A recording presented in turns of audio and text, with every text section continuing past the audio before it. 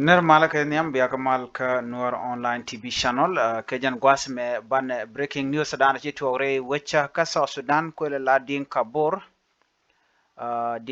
jen ka re wecha ka jongle shi ka waki koteria ka kor jonglen paiwa lo shi ko dan gwasmi ka kwi ko bokende ka walu gor gwasmi ko kujimite ka jwach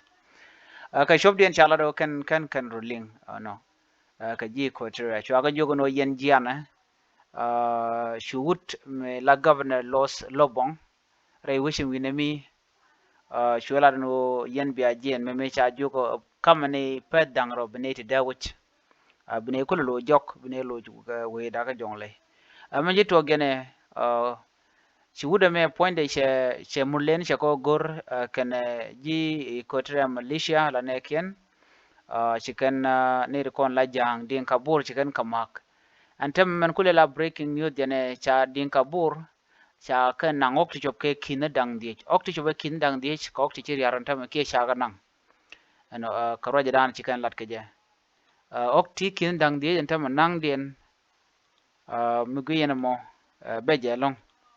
ne ti ka ne den content ci bot chicken ga jek ano ci ka bot chicken ga jek ala chala do te ramshi yer tesnien duno ka jibon ne ken duno oken ti chop ke kin dang di cha ga nang shaganang Canadian contin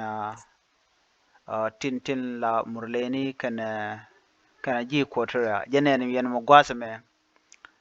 Dinka Bur cattle camp suffered a series of attacks this morning.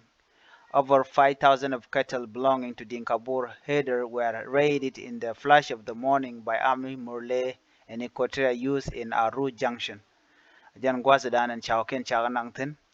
O ti chop ke kin dang di lo nyot dia gwa kan o ken dia chana ko kan ma kan ke par ke kan ngaji no de kan te ko kor ko ne gwa se be kai shi ga dol ke ji ko tra duno kan ji ko tra gwa kan nok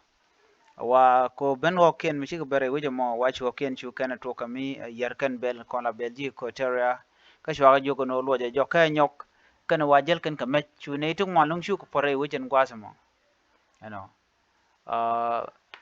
namo agenda nunkur ntame shadin kabur sha okin shopka kina dang de sha ka page